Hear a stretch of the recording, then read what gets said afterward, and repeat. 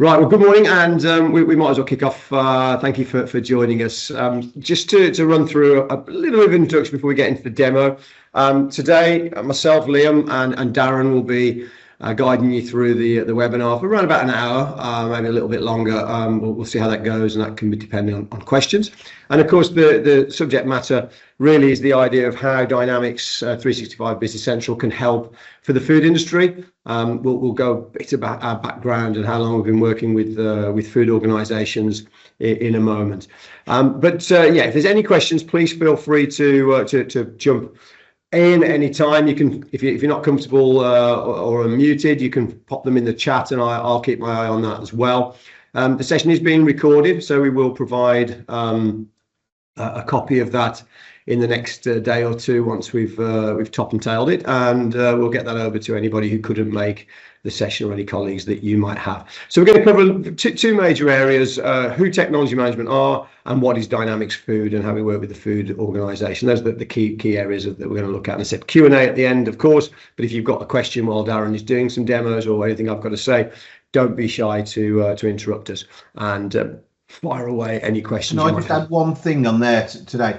I have, just for Adrian's knowledge, I haven't planned to show anything growing out the ground sort of stuff today.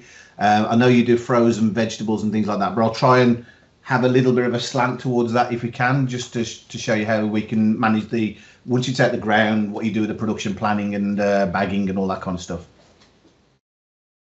Okay, thanks, Darren. So as we said, there's two elements to really finding a successful implementation of an ERP solution. One is the right product. We believe we're going to show you a fantastic product this morning, which is Microsoft Dynamics 365 Business Central.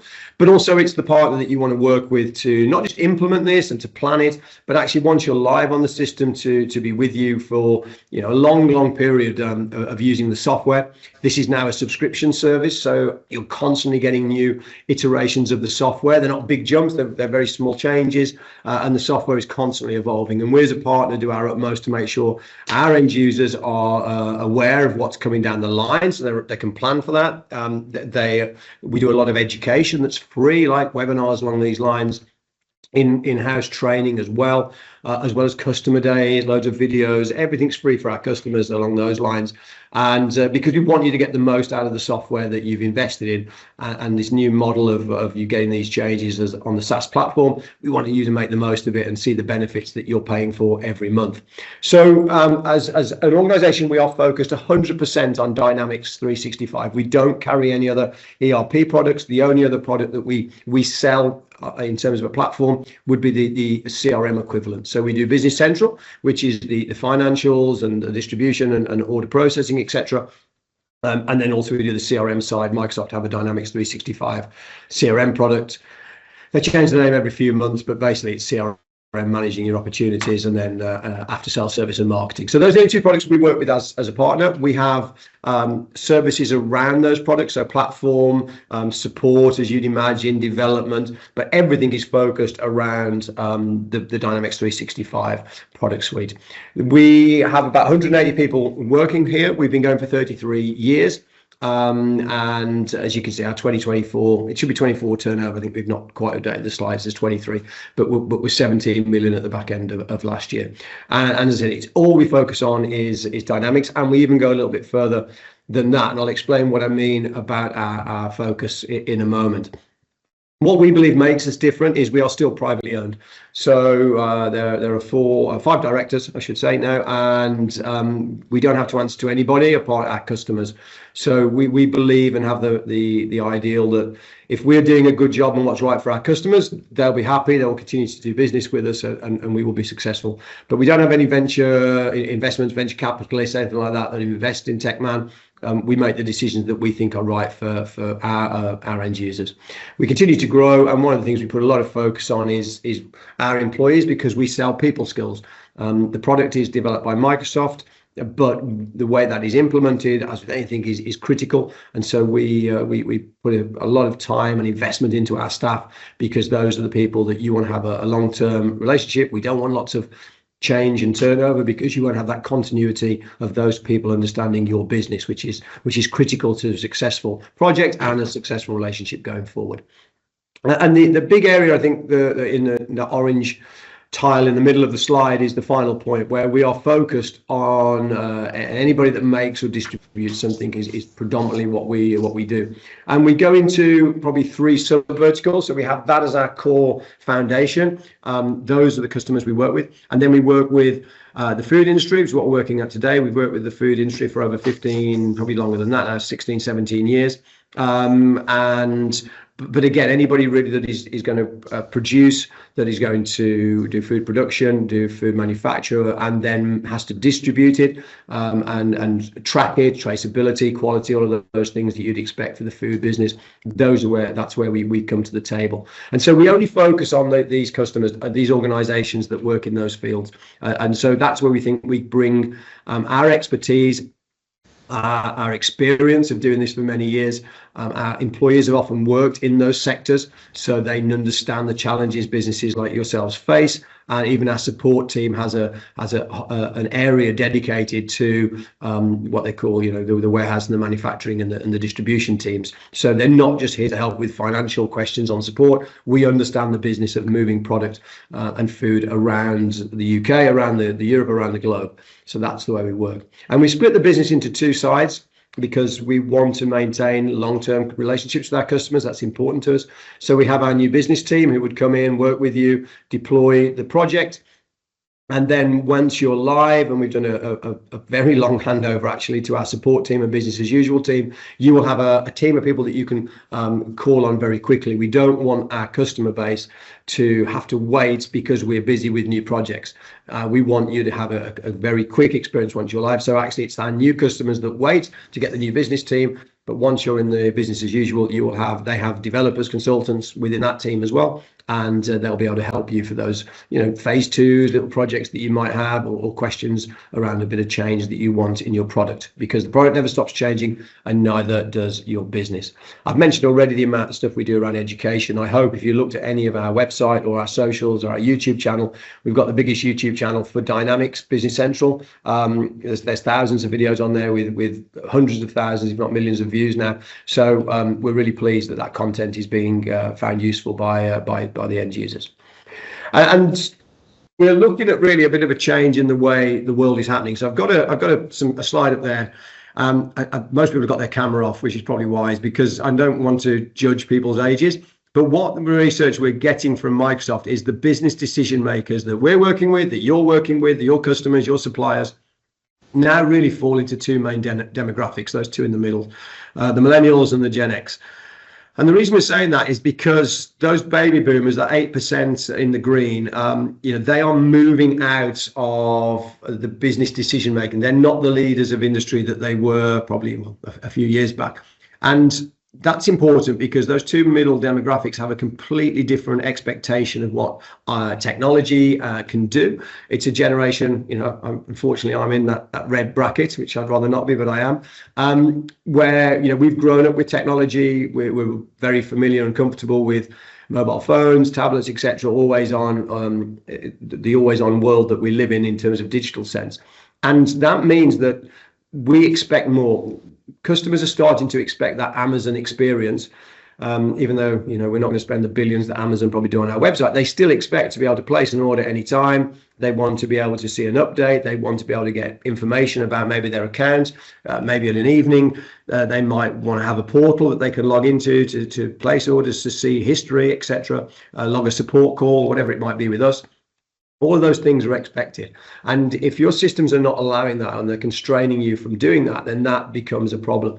So the technology we're going to show you today, Business Central itself, is, this research was conducted by Microsoft. They are firing up the software now to be able to do things very quickly, and elements that you can actually do yourself. We'll look at that in a second, and how we can take new technology and really help it to impact the business in the food sector, predominantly with some of the stuff we're going to show you. Now, there's a quote here which is by the CEO of Microsoft, Satya Nadella, and it's a great line to come out with, one of those sound bites. Digital technology is inflationary force in an inflationary economy, and we know the cost of everything, it continues to go up. Energy costs again are increasing, and so how on earth does technology help in those areas? And with Business Central, we've mentioned this already, it's a SaaS-based product. SaaS stands for software as a service. So rather than the old days where you would go and buy a huge amount of software, big expense up front, and then every 3 or 4 years you probably have to update it to the latest version, retrain all your staff, another big project. We're now in a world where actually you pay per user per month. You get those changes to the software that happen monthly, very small little changes. We get 2 major releases each year in the spring and in the autumn, but again that will happen overnight. We'll make sure you're all ready for that, but you'll see what's coming. But the software is updating itself, goes through lots of tests before it goes into your live system, and there's some responsibility for you as well there to check all that. But it's a different world. And actually, by having that on Microsoft's platform in the cloud, you don't have to have a bunch of servers in your office. You don't have to have an IT team just to look after those. And if you wanted to grow, right, we need to go and buy 4 new servers, and we've got to get those in, and it takes months and months and months. We can scale you up within seconds if you need more performance, if that was an issue. You can add new users as you need them, and depending on the license agreement you have, you can decrease those, or at the end of each year, you can reallocate the user count that you want. So you've got a lot more flexibility. So by being in the cloud, it means you don't have all that cost of maintaining that. So you can scale as you need, up or down, and it will be reflected. We then have a more collaborative business process. So what we don't want to do, and what Darren will show today, is you don't want to be jumping from your ERP system, Business Central, then I'm going to another product to do something else, and then to cut and paste that data and drop it into a spreadsheet to send to somebody else in my organization. We want to make sure that that data is flowing through your business, that this is the core data repository. But we're going to show you some tools, or talk about some tools that Microsoft have. They have some new tools called Power Platform, which allows you to do workflow, that allows you to do like website portals, loads of different things that you can do, that we can help you with, that we can do, or you can maybe have a little play on your own and come up with some ideas as well, which we can speed everything up and make it a little bit more cost effective. And that idea of having unified data is important. There's nothing worse than having a system where you get a call from a customer, someone in your office looks at the system, sees a number, a question they've been asked, maybe it's, can you provide such products by a certain date? The system says they can, but what they do is they put the customer on hold, and then they go and phone somebody else because they do not trust the system. So what we are really aiming to do, and we have been for decades now, is have good data in that system that you trust, that is reliable, that is accurate. And by having a one system, by having some of the apps that we've written to get that data in digitally, whether it's EDI, whether it's scanning stuff in the warehouse with the guns and barcode systems, that makes it far more accurate, which means you can rely upon it. And as we move into the world of AI, which is in Business Central, and they're showing us some really cool things that are not just cool and fun. These are really useful technologies they're starting to bring in now. Again, if your data is not accurate, you don't trust it, AI is useless. It's just going to give you duff information, a bit like reporting would do. You don't want to report on duff data. So by having all of those things and collaborating in one place, we will have a better, quicker system. And this slide probably sums up that. You can see we've got Business Central on the one side of the slide. We've got CRM on the other. We're not going to talk CRM today, but those are the 2 business applications that Microsoft do. And then we've got, I would imagine, the tools that you're used to and have been using for a long time, which is in the middle, the Microsoft 365 apps like Excel, Outlook, Teams, Word, those type of things. We're going to show you how that data from Business Central will flow through into those tools. So you can use those tools. You might want to use Excel for analysis, for reporting as well. That's not a problem. You can take the data, push it in, push it back out. What you don't want to do is have another silo of data just within Excel. You want that to live within Business Central, but use the right tool to manipulate it if you need it. And I mentioned then these things are called Power Platform. Power BI is for reporting, Power Automate is workflow, Power Pages is for portals and websites, and you've got Power Apps where you might write a little app that allows people on the road to maybe use it on their mobile devices, whether it's iPhone, Android, or whatever. And it's all based on the Microsoft Cloud Azure at the bottom, and that will work on any browser. So what we're going to show you today, there is no software installed on your machine. You go onto your browser, you log on, and you are using Business Central within there. So you can use it on any device, phone, tablet, PC, Mac, no problem at all. It will just work without having to have someone come and configure that for you. And Microsoft Business Central, of course, is a global product. Microsoft invest billions into this product, the Dynamics products, every year. It's growing very, very quickly. But that is a product that has to go across the world. It goes into lots of territories. Of course, it gets localized for things like tax and certain legislations for certain countries. But Microsoft are not going to write a product that is perfect for every single industry that's out there. So that's where we work with companies like Microsoft to work in particular fields, to have particular expertise, as we said, as is an underlying, if you produce or manufacture or distribute something, that's where we believe our core set is. And then we have written things for like organizations within the food industry. And so we've worked now, as I said, for probably over 15 years in food. If it could be a little bit longer, but a significant time. Some of our customers are on the screen there. You may recognize a few of those. These people use Business Central, or maybe a couple are still on the predecessor, which was Dynamics NAV. That was the previous name. They're in the process of upgrading. Some of them are very small. Some of them are very large. Some of them have a handful of users, 5 to 10 users. Some of them are in the hundreds of users, and it shows the scale and the breadth of the product. It can cope, no problem at all. You're not going to grow out of Business Central. And there might be a few organizations you recognize on there. There's some names that are well known, and maybe a few that are in a very particular sector within the food industry as it is. But we work with those. And what we've done, so Dynamics Business Central is at the core of everything. We said that's the central repository. You can see on the little wheel that we've got there, BC is in the center. And the areas of grey around the side, the next section out, is what comes out the box, as you'd expect: finance, distribution, core functionality that every business is going to require. The stuff on the other side around marketing, sales, if you're using CRM, don't worry about that for now. But manufacturing, finance, distribution, that comes out the box. Of course, we as a partner will configure it to work with you to make sure it fits. It's not one size fits all. You configure and tailor that exactly for your business processes.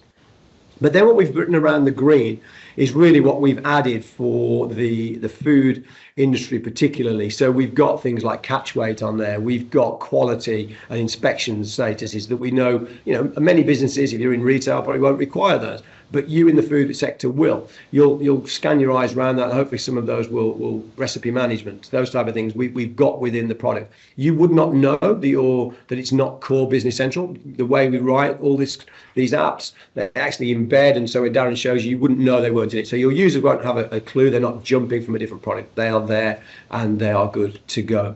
And then we wrap it all up with reporting around the edge, which is using a tool like Power BI. So that's the way we go to market. We build the last, I would say, 15-20%, which is industry specific, on the foundations of this base product that has, as you can see on the slide, millions of users across the globe, a partner channel in the UK that is strong. It keeps us, we have to stay competitive to maintain your business, etc., and that the investment that goes in continues. And so that's the way the model works, and that's what we're going to show you, I hope, today. So I'm going to hand over to Darren, who's going to go into the product now and start to show you a little bit more in detail. Darren, over to you. Can you press one more slide, Matt, just to Sure. give everyone a little bit of Liam. Sorry. So what I'm going to do today, I'm going to cover an overview of the product, show you some of the key areas of sales, purchase, production, warehouse, quality, finance. I hadn't set up anything. I've noticed two companies on here will need the grading process, Adrian and Karen. I haven't put anything on there to show the grading process, but part of the production process is you do the grading process first. So Adrian may be doing the grading of the peas to the different ones and things like that, and Karen with the materials. So I will try and talk about those as I go through, but I haven't planned that. But any questions you get as I go through, please slow me down. I do sometimes go a little bit fast when I can't see people face to face. So if I'm going too fast or you want me to recap on anything, please let me know. So, and just one thing on that as well, Darren. Obviously, we are doing something here which is quite a general demo. What would normally be next steps is, if you've seen something that piques your interest, we would come and understand a bit more about your business and tailor a demo for the key requirements. I normally say this, sorry to Darren, I know I've overshot my time already, apologies. There's nobody wakes up to buy an ERP solution, right? It's not one of those nice things that you want to go and buy. There's normally a trigger point within your business, whether it's a problem, whether it's growth, whether you've lost a customer, a contract, whatever. You're struggling. So if we've not addressed what you've come here to see today, please speak to us and we'll definitely show you either one-to-one or another webinar or come and visit you. Sorry, Darren. That's okay. Perfect. Okay, so just dropping into the product. I'm going to start off really by showing you how this fits into the whole office environment. So if I just go onto my office area of the system, let me just try and get rid of that. Control Windows K, I think it is. Control K. to that. So basically, in Outlook, I can have emails coming in, and I can also put Business Central on the right-hand side of Outlook, and it will actually work for me. So when my computer catches up. So when I get an email from a customer or a supplier, Business Central can appear on the right-hand side of the screen. I can also do things such as go and use AI to create a new sales order, a new invoice, a new quote based upon what is in the contents of that email. So that's where AI first started with Business Central. That's been in there for a couple of years now, I think, hasn't it, Liam? It's been in there for a fair bit of time. It's been since probably Business Central came out. So yeah, it's been in there for a few years. It is getting better and better. So it understands there's two other products could be. It thinks it's that one there. I can click OK, and it will go and create an email for me. And using things like Power Automate, you can also then send a copy of that out to the customer and create another other things inside the system as well. So that's where the journey starts with Business Central inside of Outlook. Or typically you could just say, I just want to see my contact insights. So I want to pin Business Central into there and see information about the customer when they send an email into me, such as, you know, balances, outstanding orders, all this kind of stuff. So we can design, this is out the box, but you can tweak this a little bit as well if you want to.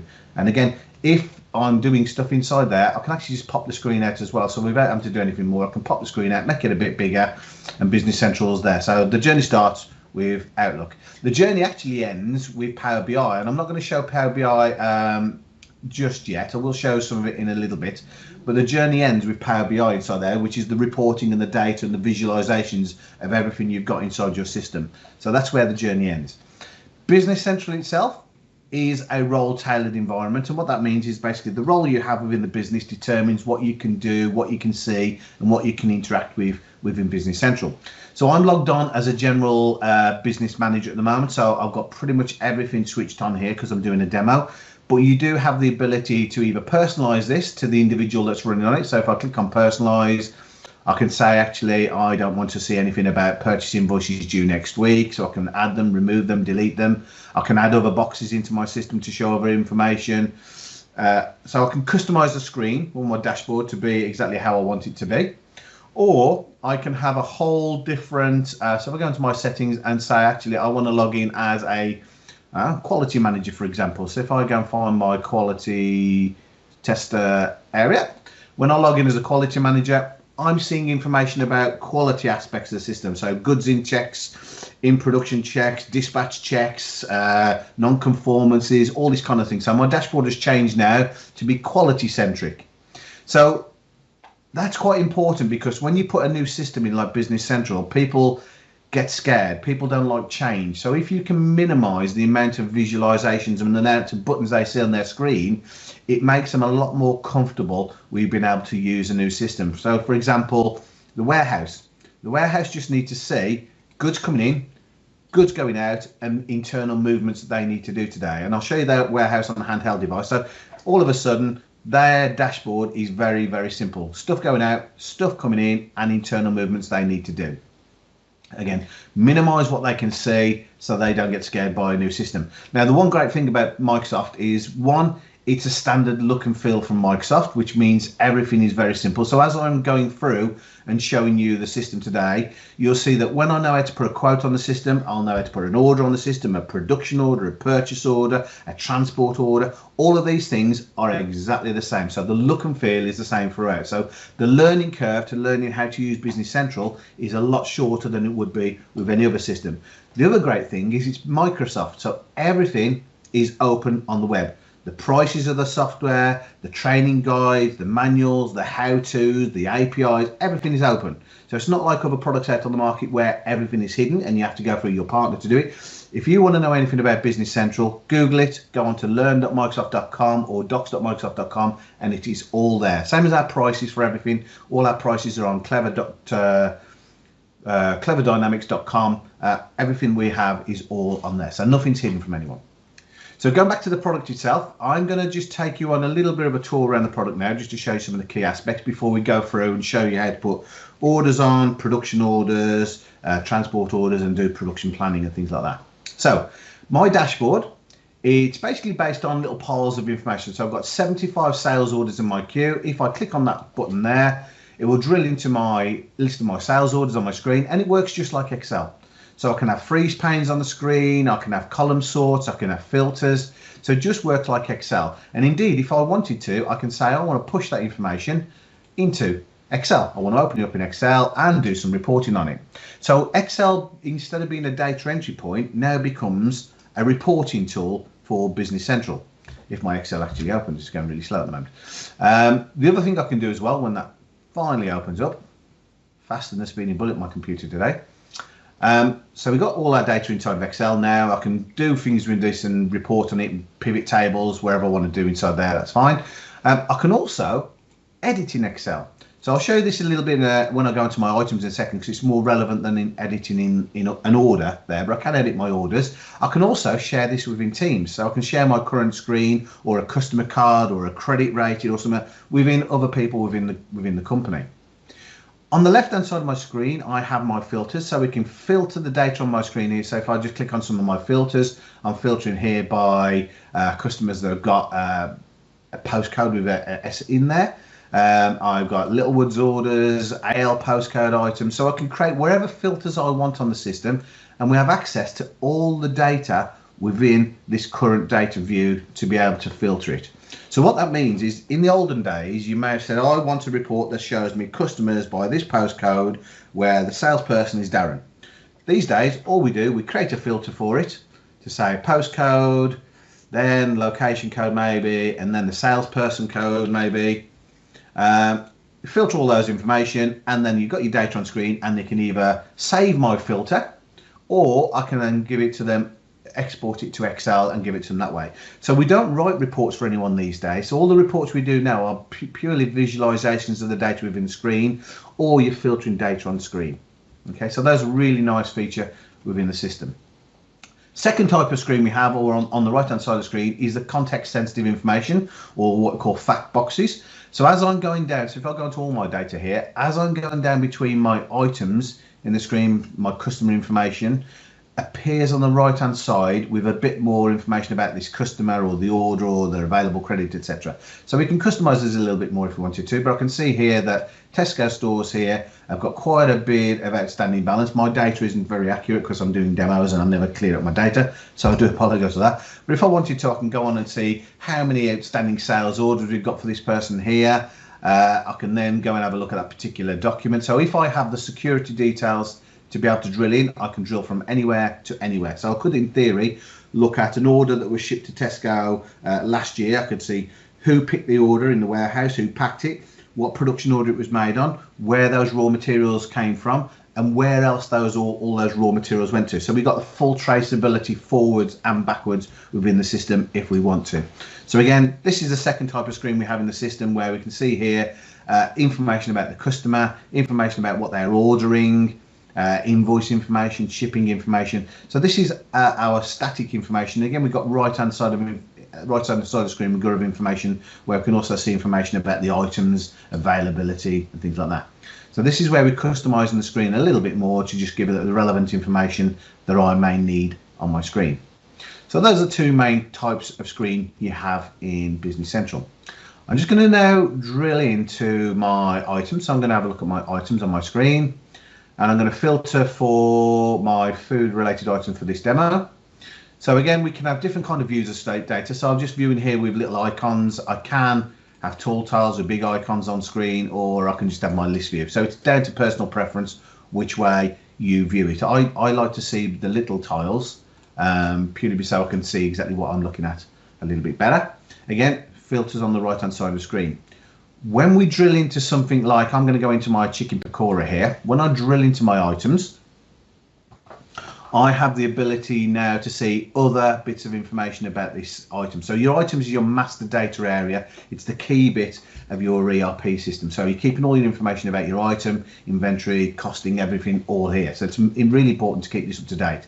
We can have things like images. We can have things like item attributes, where we can keep things like allergen information, flavors, smells, all this kind of thing can be associated, and then filter your data by those. So we have lots of customers where allergens are, well, most food customers these days, allergens are really important. So it's really important to keep what allergens are in what products, so then you can actually put that on the packaging, on the labels, wherever it may be, and also make sure people are aware of allergens inside there. one thing, I'm just going to go back one. I'm just going to just show you there. If I want to do the edit in Excel, so I forgot to show you this there, I can edit in Excel. So I've got my items here.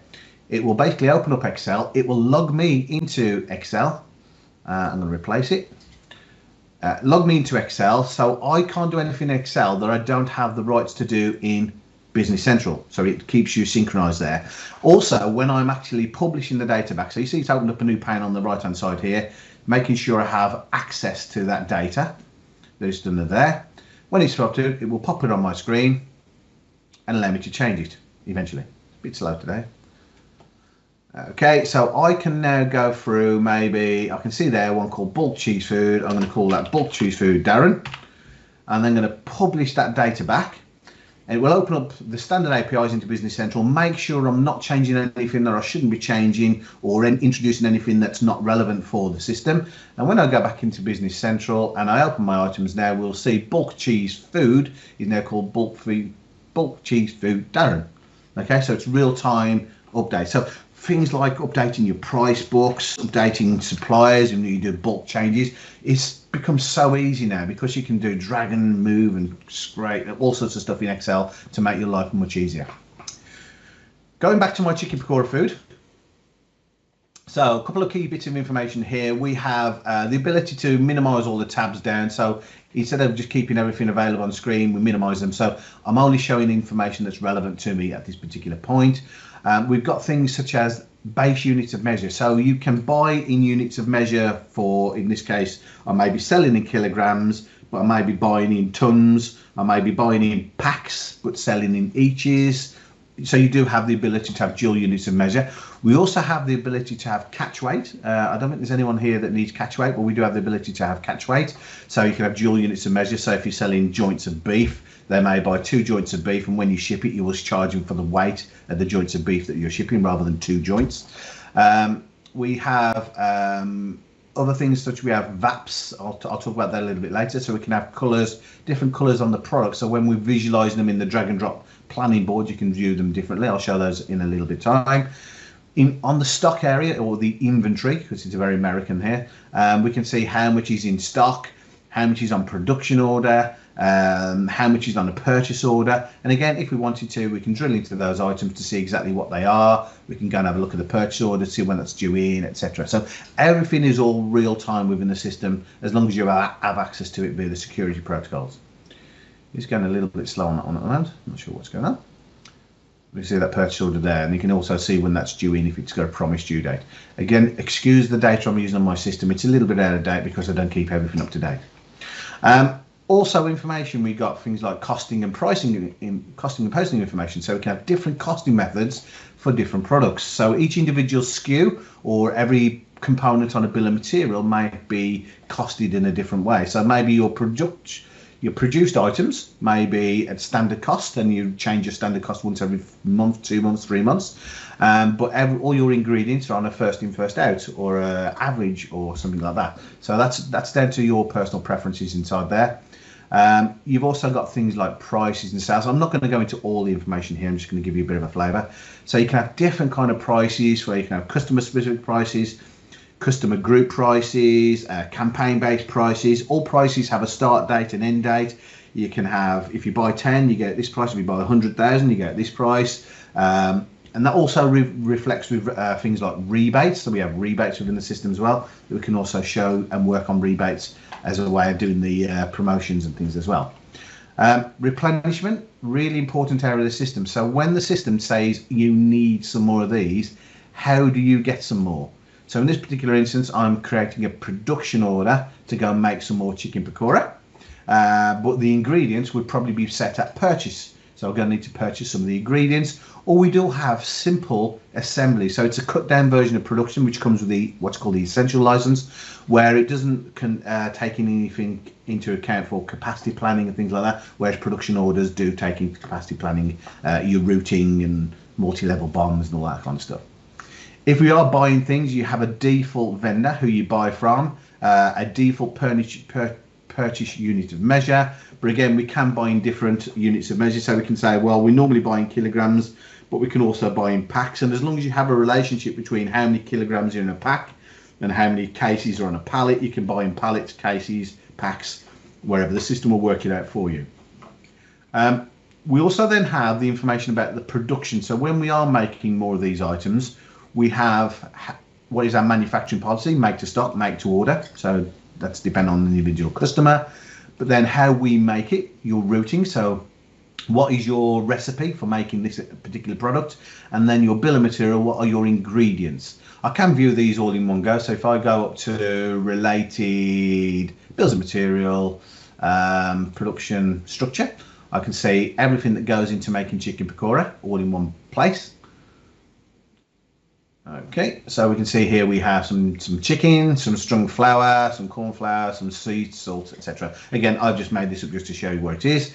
And then we have the individual work centers that this product is going through to make. So when I go into production, I'll show you a little bit more about that in a second, but that gives me a very high level of what I'm making in the bill of material. Or I can also view that by saying, actually, I want to view that as a cost breakdown. So if you're in an NPD mode, you can go and view and do a cost breakdown. Say, actually, when we're making one of these products, where the cost coming from and what is the final finished cost of this product. Now, obviously, this is quite an expensive one because I've just made up the figures. But we can see here at every level of the bill of material and every level of the production, how much cost is being accrued to go through to the final level. So if this was a little bit more realistic, it would say that this is probably, I don't know, a kilogram of chicken pakora might be a couple of pounds to make or something like that. But again, I've just made this up just to give you an idea. Okay, so NPD uses this kind of thing an awful lot when you're trying to work out the costing of it. And this was where it links to the various different versions of a BOM and the various different versions of the ingredients. So let's take a little bit more of a look at those. So if I go through and have a look at my, oops, get the wrong button there, but it'll be okay. I'm going to have a look at my chicken pakora ingredients. So this is where I'm using the different raw materials that go into this product. How much of that raw material goes up, if I'm using any scrap levels.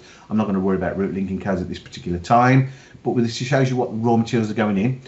We also have different statuses of production orders, sorry, BOMs and routes. And we also have different versions, so we can have multiple versions. So if we're going through the normal kind of thing in food fashion where you're reducing salt or reducing sugar, or you're changing one ingredient to another, you can keep the version management, and it shows you what the versions have changed over the life of this product. The scrap is quite important because it gets you more accurate. So if you know how much scrap you have at each individual ingredient level, the system will actually work out how much you need to buy to make sure you accommodate for your scrap. So if you need to ship 100 tons of this and you've got 4% scrap, the system will say, well, actually, you need to buy 104 tons of chicken to make it because you have 4% scrap inside there. So just make sure you're not under delivering on your customers' products. Again, when we actually record the actual output of production, your actual scrap will be recorded separately, and you'll be able to do a variance, your planned scrap versus your actual scrap, and you'll be able to see that how it fluctuates over the lifestyle or the different production orders or even the different raw materials you're using inside your items. We also have a lot of other stuff we can do here. We can have comments on the individual different parts of the bill of material where we're going through to say, if you're using this, can you make sure you open a whole pack and things like that. These are kind of comments that can appear in different areas of the system, either on the production screens or elsewhere within the system. I'm just going to go now and look at the routing or our recipe. So if we go and have a look at the recipe, so how do we make chicken pakora in this particular instance? I've done a very flat bill of material here. You can have a multi-stage bill of material, so it all depends how you're making it. So you could say we're doing a big mix of curry sauce, and I'll make that curry sauce, and it's a generic curry sauce that will go into a tandoori or a chicken tikka or a masala, whatever it may be. And then we're then going to take that curry sauce and then we're going to add other ingredients to make it into something else.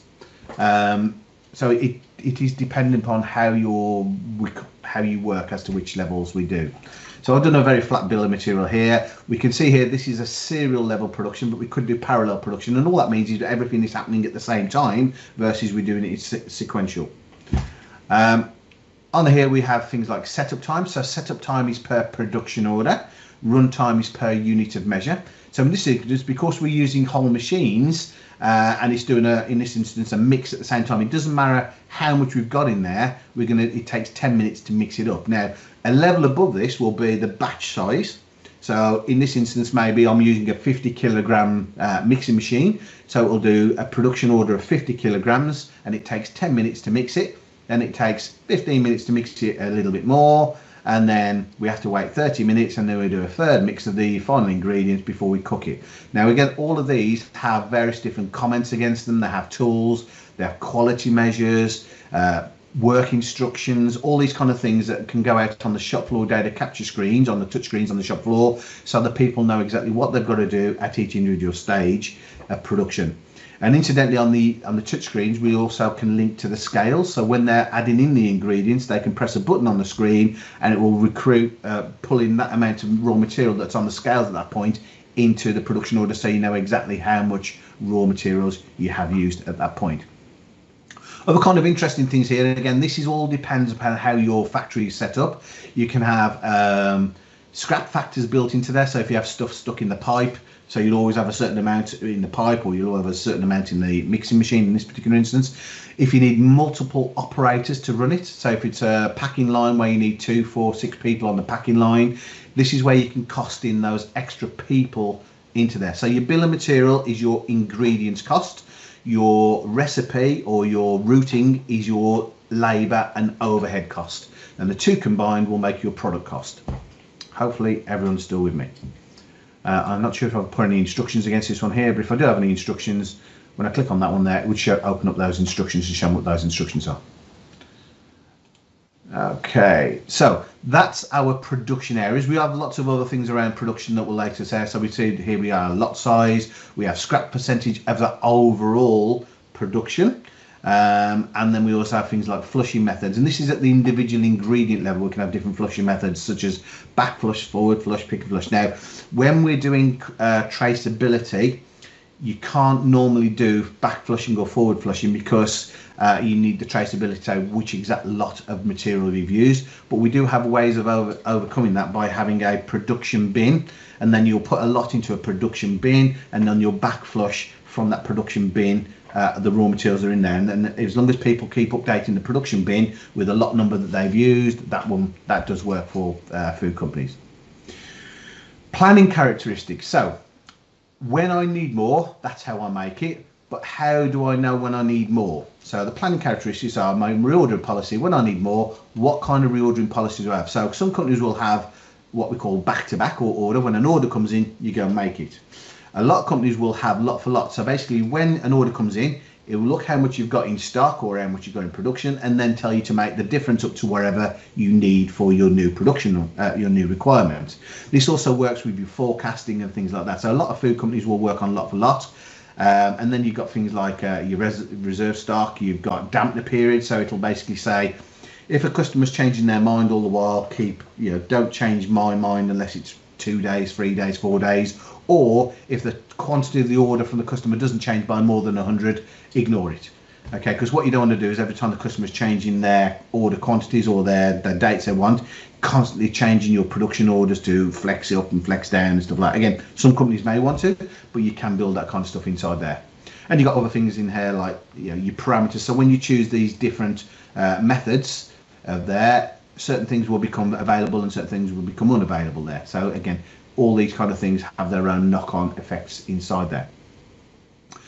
I did talk briefly about item tracking. So item tracking is the lot traceability. Generally in food, we don't have to go down to serial level, but we do have to go down to lot one. So this is where everything that goes into the food industry, everything that touches food has to be traced. And this is where we can track all the lot numbers. So all your goods in will say, well, we just received 200 tons of peas, for example, and it's lot number 1, 2, 3, 4, or it's from field number 4, 5, 6, wherever it may be. And then every time you interact with that raw material, then it will say, okay, you're going to use 20 kilograms of that product. What lot number was it? So you're just doing that as it goes through. Now, That can become an overhead to most companies, because all of a sudden you're saying, instead of just using the item number, we now want to say the item number, the lot number, and also the expiry date sometimes. So if the lot number doesn't include the expiry date, you also have to do the expiry date. Now, if we use GS128 barcodes inside there, one scan of a barcode can have all that information in one scan. So becoming traceable to my brain's just gone, to those standards can actually be really quick and easy by just doing the scanning. And I will show you the handheld devices in just a short while. So your lot tracking, really important on there inside the system. I'm not going to worry about hazardous substances at this point, but final bit there, warehouse management. This is how you manage this particular product in the warehouse. We don't need to go into that one at the moment. New functionality has just come in, is sustainability from new legislation inside there. One last thing that's quite useful there is you've got Copilot. I can actually get the system to draft something like a marketing preview of this product. It's going to complain about the flavour on this particular one, so I'm going to say ignore that one there and generate a new one. So what it will basically do is look at all your item attributes. It's normally the flavour, the smell it doesn't like. I'm going to generate that. I'm going to ignore that one for the time being, it's not working. Let me go on to another product which might work fine. Draft a Copilot there. So basically it uses artificial intelligence to look at all the information about this item and then say, here's what I suggest you put on your website or on the package or anything like that. You can do things like change the chain to be a bit more of a formal tone to it, in a tagline, and regenerate it again, and it will actually do all these different things for you. So again, this is again artificial intelligence came in, I think this is about a year or so ago this one came in again, but the AI is becoming more and more prevalent throughout the system. Okay, so and the final bit there is item attributes, which you talked about earlier. So you can keep all these item attributes to keep your allergens, particular item categories, information that you want to keep about an item, and then have the system filter by that information. So you can say, well, show me all my gluten-free products, show me all my raw materials that contain gluten or whatever it may be.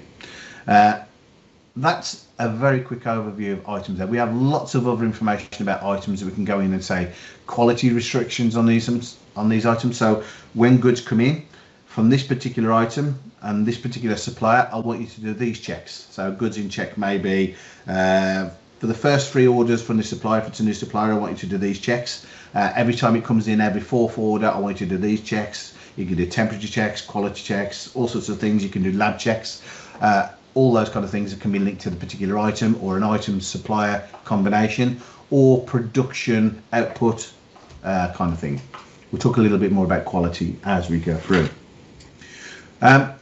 Another thing to actually see where AI is coming in, because AI is a buzzword at the moment and everyone likes it, is if I go on, have a look at something like posted sales invoices on my system. And this is cheating now. If you just type in up there, the system will allow you to go through and find anything within the system. But I can go into here and now go into the Copilot and go into the analysis mode. And I can say, show me sales by customer by city, maybe. So that might work.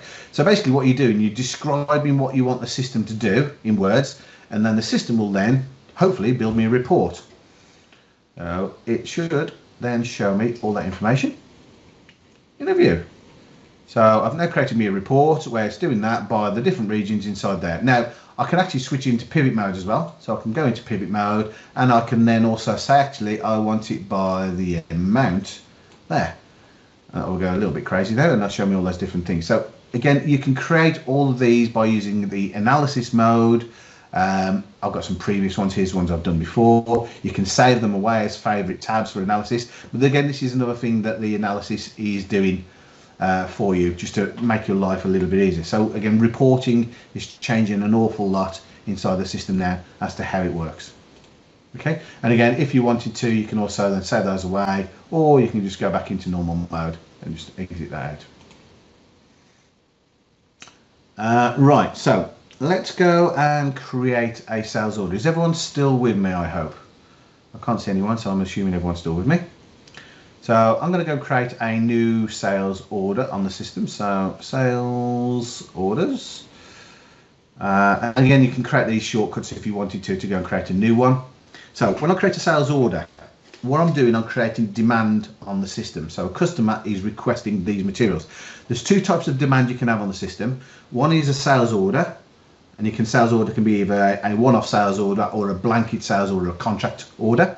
And the other kind of demand is a forecast order. So most food companies will work to a forecast because they're getting customers for day one or day one for day three from their customers. So they can't expect to have all the raw materials and ingredients in for orders that come in on that same day because it takes time to get ingredients in. So you can create a forecast to create a drumbeat within your business for what you're going to be making. And we'll talk a little bit about the forecast in a second. So first of all, I'm going to choose a customer. So I can start typing the customer name, or I can just choose one.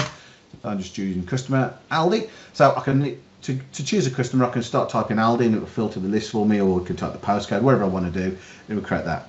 The system will, default then by when I'm pressing enter where it goes next on the screen, and I can determine where it goes next. And the next thing I'm going to do is I'm going to go to the system to add chicken pakora. So I can go and say I want some chicken pakora. The system will then, when I've chosen my item, it will, and I've chosen my quantity, so I want 100 of those, it will choose the price based upon the customer that I'm there. So there's all sorts of things we can do for customers. So we can have customer specific pricing.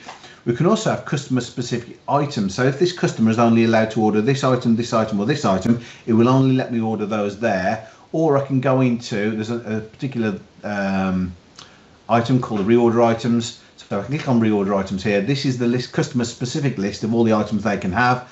And I can just go through here and say they want 10 of those and 5 of those and 6 of those and 7 of those. Click OK, and it will add those to the order for me. Again, not a very good example because I've just added jigsaws and all sorts of stuff to a food item. So I'm just going to delete those items there. Delete those lights. Now, what we can also do is we can, so I've created an order here for some chicken pakora. I can go on there and also do all sorts of other things. So I can add a description there. I can add delivery costs.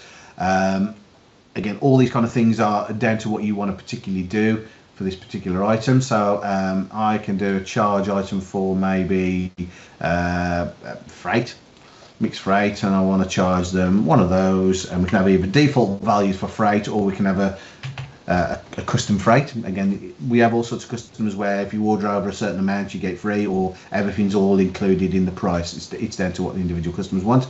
I can also just start typing there to have a description inside there if I wanted to. Instead of having a charge item, I'll have that as a comment. And we can also have predefined comments as well that come out every single time. So it's up to you how you do those kind of things inside the system. We also may have customer specific comments that come up that are linked to the customer. So every time we take an order for this customer, can you make sure this is done, or this is done, etc., etc. Okay, so all of those kind of things that you'd expect a modern ERP system to do are all available.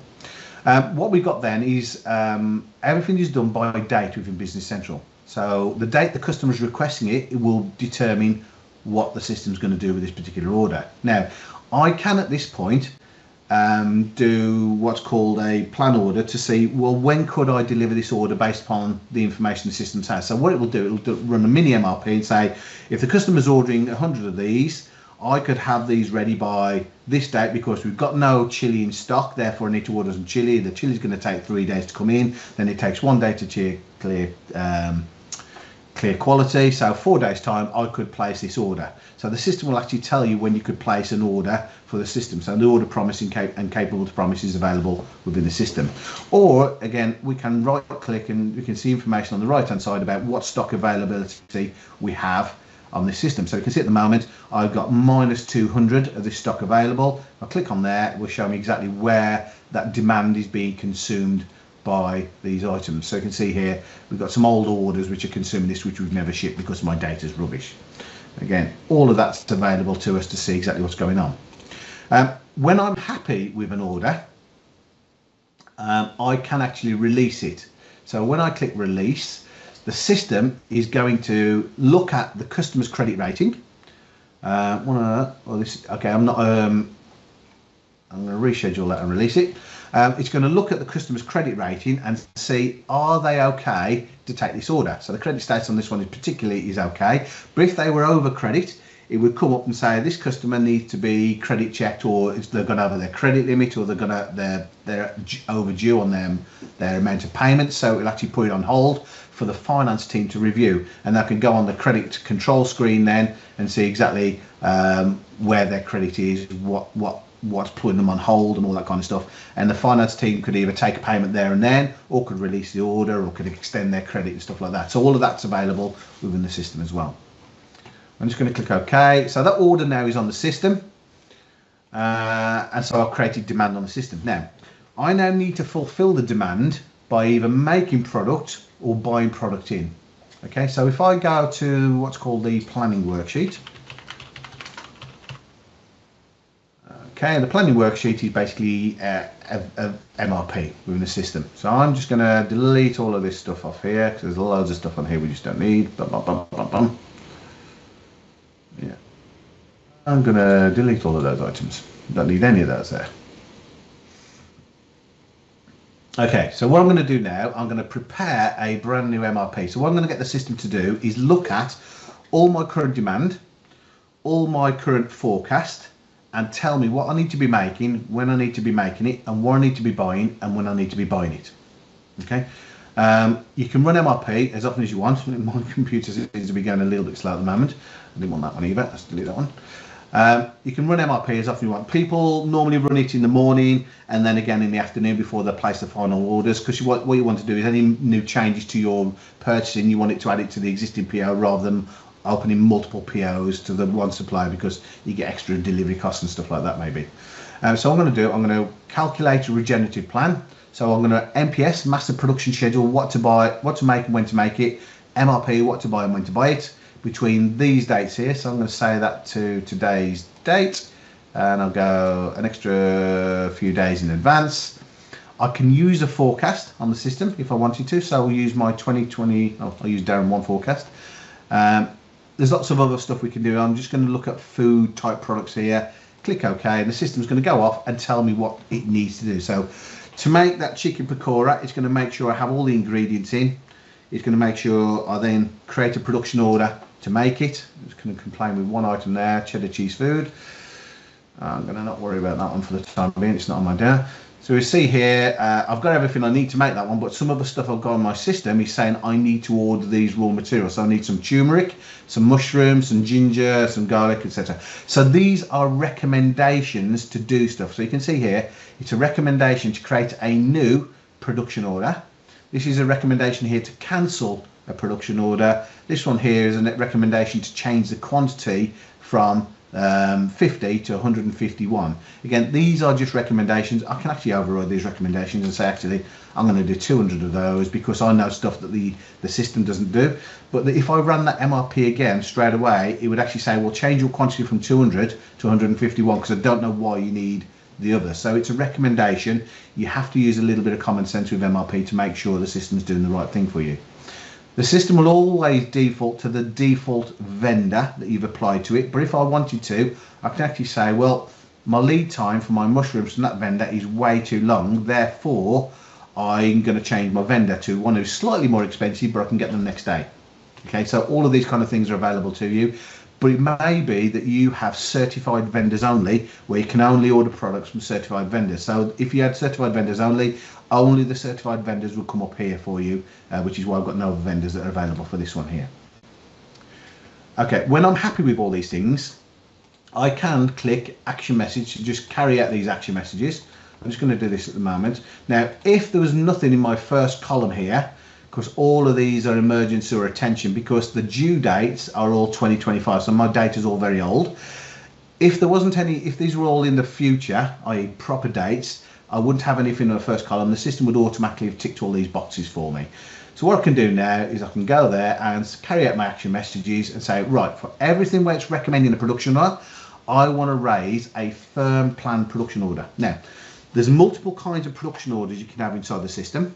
You can have firm planned production order, firm planned and printed. Now, the difference is planned production orders, every time MRP runs, It will delete all your planned production orders and remake them, because this is basically planning weeks in advance. This is what I think I'm going to be making over the next few weeks to make sure all my raw materials that may be on a long lead time are available to me. Firm planned production orders, pretty much what I'm going to make in the next week or so.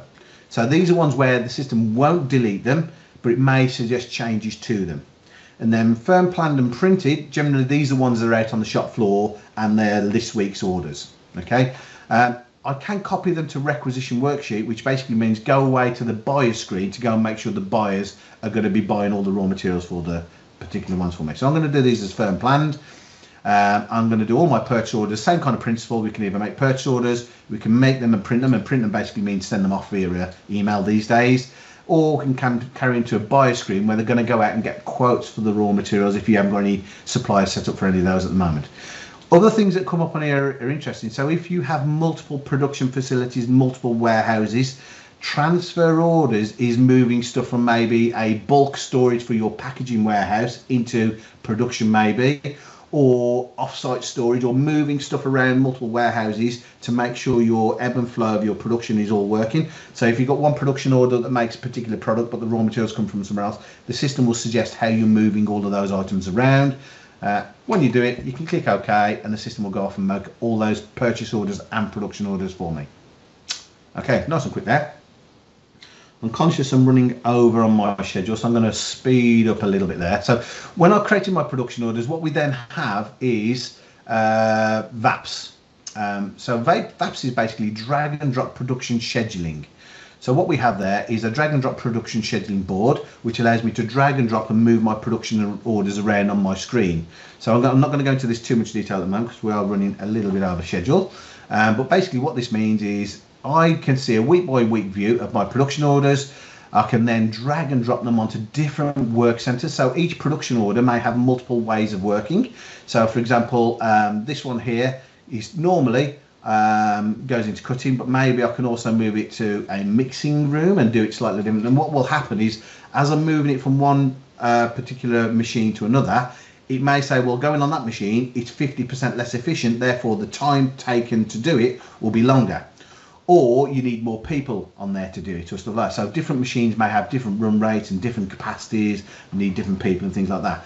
You'll see there's red dots on all of that, which means that production order is already late. And you can also see there, if I go into a little bit more detail, drill into a little bit more, we can see that that production order is going for multiple areas of the system to go around. All sorts of things we can do on the drag and drop planning board. We can go and add extra capacity, we can reduce capacity, we can set focus on that particular item, so see what's going on there. We can use colours to manage our allergens. So when we're doing our allergen planning, if you've got your allergens of different colours, we can say, right, I'm going to concentrate on all my chilies or all my seafood or all my whatever, and you can schedule them by colour. And what that's doing basically is minimising your changeovers. So instead of having to do full changeovers every single time you go from one product to another, you keep all your allergens together, so therefore you're optimising your production planning. So those kind of things that this planning board is all about. I'm not going to go into any more detail. Anyone that can ask questions later can do that. But basically, when we've made our production plan and we're happy with what we've done on our production plan, we can then publish that simulation. What that will do then, it will update all the production orders and everything, and all the dates for the raw materials based upon that production plan. We can have multiple simulations where we do lots of what if scenarios. When we're happy, we then publish that one. Now, what we can also do, we can use something called EMAD, earliest material availability date. So what that will do, basically, it will build in raw materials into that production plan so that you can't make a production order before the raw materials are available to you. So it will basically, on that production plan, it will draw a line there that says your materials aren't going to be available to here, so you can't make production orders any earlier than the materials are available to you. And there's all sorts of stuff we can do about EMAD and all sorts of stuff there. Conscious of time again, so what I'm going to do now, I'm going to very quickly show you my handheld devices. Oh, let me just log into this one here, so bear with me. On my fingerprint, there you go. So what I'm going to do now, I'm going to log into handheld devices. So handheld devices, this is for warehouse operations, whether you're moving stock, picking stock, doing stock takes, transferring stock around. So anything where you're moving stock around, you can use the handheld devices for using barcodes, 2D, 1D inside there. I'm just going to pick the warehouse I'm working at, because you can have multiple warehouses where I'm working at. I'm going to pick warehouse B that I'm working at. What I'm going to do, I'm just going to show you very quickly how this works. So you can see on the screen here, this works on Android devices, whether it's a Honeywell device. I've got this on my Android phone just because it's nice and easy to show you. But I'm going to receive goods in. I'm going to do a receipt of goods. I'm going to pick a PO number that I'm going to book in. So this is where you'd normally scan a PO. Actually, I'm just going to do 106201 is a PO. Normally you'd scan the barcode on the PO or choose all the POs that have just been received in. I can then say, well, what are my options here? I'm going to list the items that are on this PO to say which one. That's the one I'm going to book in. Or you can scan the barcode again. How many of those are you booking in? I'm going to book 10 of those in. We due 10 in. I'm going to book 10 in. Click OK, and I'm going to post that. Now, other things we can do, you can do quality checks at this point, take a photo. Take a photo of myself. We use the camera on the back of the camera. There we go. So that's a photo of me. That's my screen actually. There you go. Take a photo there. Click OK, and then the computer decides to pause. Can anyone see that still with my batteries? The computer's decided to pause on me. But the emulation on my computer has just decided to not work. So I'll go back to the rest of my demo. So the other bit I want to show you, that's completely stopped working now, the emulator. And when you have a demo, I'm just going to stop sharing for a bit. Bear with me a second. My Dex has decided to completely crash. All right, let's share my screen again. Can everyone see my screen again now? Now Samsung has been moved out of the way. Yeah, you can see it again. Okay, sorry about that. Right, so other things I want to show you now is we have the MES screens. So MES screens, these are the screens that go out on the production area for doing your actuals of production. So you've got your planned cost. This is what I think is going to cost based upon the bill of material and the routing and the ingredients, the recipe and everything inside there. When you're actually launching a production order, you have your actuals inside the system. So what I'm going to do now, I'm going to say which work center I'm working at. This can actually be locked to a particular work center, so you never have to choose this. So say I'm going to work at this work center and I'm going to work on this particular production order. Click OK. Now, what the system's going to do is going to show me all the information I've decided to show on screen to the users about this particular production order. I can have a look at the components I need. So this is where I can integrate to the scales and say I'm going to weigh this material, and this material into the system. I can have a look at my notes. I can have a look at anything else I have on there, or I can start the production order. So this may be starting the mixing process, and the system's going to capture how much time has been gone into there. Now what I can say, after 10 minutes, I'm going to now add in some raw material. I'm going to add in some yeast or wherever it may be and consume those into the item. I can do things like I'm going to output byproducts. Again, we haven't talked about byproducts, so we're going to do that. Or this is where we may be doing a grading process. So again, for people that are doing a grading process, this is, well, actually out of this production order now, I've got 10 tons of grade A, 5 tons of grade B, and 6 tons of stones, for example, out of the production order. So that's where you can actually do that. Or I can actually record scrap inside there. So what these touchscreens are doing basically are allowing you to capture the actuals that's gone into that particular piece of operation. Okay, we click OK. I'm going to complete the production order. We can create all these different stop codes as well within the system. So end of shift break, breakdowns and stuff like that. And things when you do broken machine and stuff like that, the screen will go red, so you'll be able to see straight away that the machine is broken down, and it will go onto the VAP screen, so your planning screen can also see that there's no available resource there. So that's your production screens. Other things I want to show you before, because I'm conscious of time now, is I'm going to very quickly show you the quality again. So I'm going to drop into the quality aspects of the scene. So I'm going to just drop into a quality user. Quality. So when I'm logged on as a quality user inside the system, again, my screen changes to be a quality user inside there. And we can see now I'm talking more about quality orders. So quality orders can happen at various different points throughout the production process. So goods in, dispatch, every hour, start of production, maybe do a glass test at the start of the day, you maybe do a machine test at the start of production. All these kind of things you can do to actually set up all your different quality checks that you're going to be in there. If I go and have a look at how many quality orders I've got at the moment. I've got no quality orders on the system. If I do quality tests, so you can see the different quality tests I may have. I've got vehicle check set up at the moment. So a vehicle check is when any goods arrive, because it's not linked to a particular product, this one, any vehicles arrive, you have to do a temperature check. We do 3 temperature checks, and it's going to take the average of 3 temperature checks. Lower limit is there, warnings, upper warnings and upper limits there. And we're also going to check to see if there's any vermin. So on the goods in screen, on the handheld device, it will go to do these checks. If it fails, it will reject it before it even gets in. And then maybe after you've done the vehicle check, you then do an item check then that says before this can go and get positive released into production to be able to move around and stuff, we have to then do a lab test on all these items maybe, or we just have to do a quality check that will positive release this item into the rest of the production area. And the other kind of things we can do is you can set up all the different quality areas. So if we just have a look at all the different areas we have here, we can have the quality automation rules that say on arrival we are going to do this. Okay, so there's a lot of stuff we can do around quality that we never used to be able to do, but we can do those now. I'm not going to go into any more of that, but what I will show you finally before I stop talking is I'm going to show you shipping. So again, the final part of this is how we ship all our items. So I'm going to show you, I don't have access to that there. Ship, might help if I spell it right, ship. So if I show you shipment management setup, so inside shipment management, we have the ability to set up all sorts of things for actually getting your goods from your factory or your warehouse to the customers, basically, whether it's in your own vehicle fleet, whether it's in a third-party vehicle fleet, or whether it's at 3PL locations. So you have lots of setup here where we can actually set up how it all works with the different elements of the system.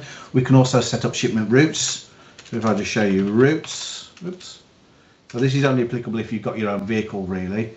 I'm just going to show you shipment routes. Where's shipment routes? Shipment management routes and drops. So you can see here we have multiple shipment routes inside the system, and we can have different customers at different drops within the shipment route. We've also got the ability to have a route map, so you can actually do a route plan of that particular customer to say exactly how you're going to get between there and there, and you can optimize that route inside the system if you want to. So this is using Bing Maps here, but you can use Google Maps as well. We can actually do different drops. So if you've got multiple drops, you may change the drop order of there, but the customer's drop order will default automatically based upon what their normal route is and what their normal drop number is. But when you go into the shipment planning, you can actually change the drop route to actually optimize it for a particular day or a particular vehicle. But what this will also show you is the amount of volume on the vehicle, the amount of weight on the vehicle. You can assign different vehicles with different weights to there, with different drivers, and then you can also do your different vehicle checks linked to the different vehicles as well. So I virtually finished there. The last thing on my list to show you today, really, or to talk about, is things like rebates, because most of our customers these days have rebates. So I'm just going to have a look at rebates. So rebates can be sales rebates, purchase rebates. You can have all sorts of rebates within the system depending on how you do that. So you can have either a stepped rebate or a straight rebate, or you can have multiple rebates that make up a total rebate. For example, you may have 1% marketing rebate with a customer. Then you might have a stepped rebate that says if you buy that, you get 1%. If you buy that much, you get 10%. If you buy that, you get 15%. What the system does, it manages all these rebates based upon what you actually ship to them, and then it will create accruals for them. So then when you actually doing your rebates at the end of every quarter or wherever the rebate is running out, it will actually tell you how much you've accrued for that, and the actuals then can be posted against that. Now, a lot of customers in there will actually have point of sale data actually updating their rebates from likes of Tesco. So what the system accrues for is what you ship to them, and when the point of sale data comes back in, you'd import that in and actually correct it based upon what the point of sale data is, which is generally lower than what you shipped due to their attrition or wherever it may be. So that's just what I was going to show you and talk about. I'm conscious that we're a little bit over time, but I'm going to open it up now to general questions. If anyone wants to ask any questions about anything, I'm happy to answer questions or dive into anything in particular. Any questions come up as we're going along, Liam? No, nothing's in the chat, no. Anyone got any questions? Anyone want to see anything in particular? Everyone's gone quiet or gone to sleep. Is someone's typing something down? So you can unmute yourself if you want to.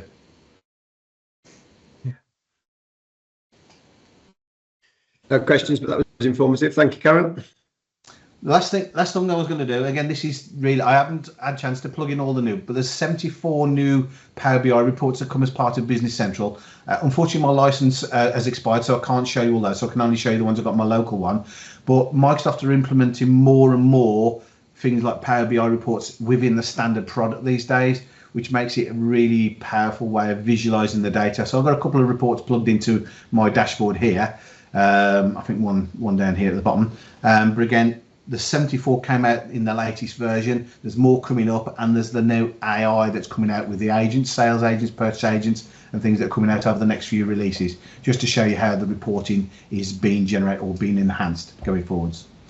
If anyone doesn't have any other questions, thanks for abiding with me while I've skimmed through that. Next action is normally is if you are interested in seeing a little bit more how this would work for your particular business, we're happy to come out and speak to you. Obviously, I've been out to you, Karen, already. You know who we are, but again, anyone interested, let us know, and we're happy to come out, understand what you do, and do a tailored demonstration of how it would work for you. So, thanks very much.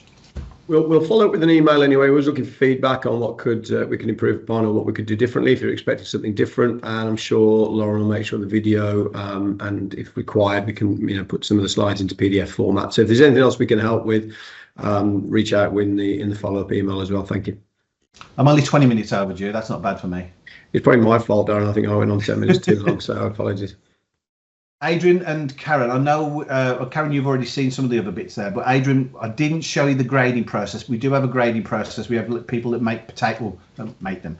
They sell potatoes and things like that. But I know peas do a lot of grading for, how long they've been out, since they've been out the ground, and then the different qualities that get graded differently. That grading process is available as part of the production when you're doing the grading, and then the goes from the production grading into the bagging and packing area. Okay. Sounds interesting. And you have to do that as well, don't you, Karen? Because you do the grading process as part of when you first receive the product in. You're muted, Karen, so I can't see. I can see you talking, but I can't hear. Sorry. Grade. It's more testing before we accept the product. Yeah.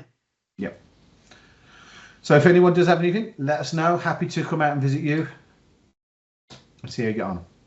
But thank you for attending. Appreciate you taking the time. Thank you. Thanks a lot. Cheers.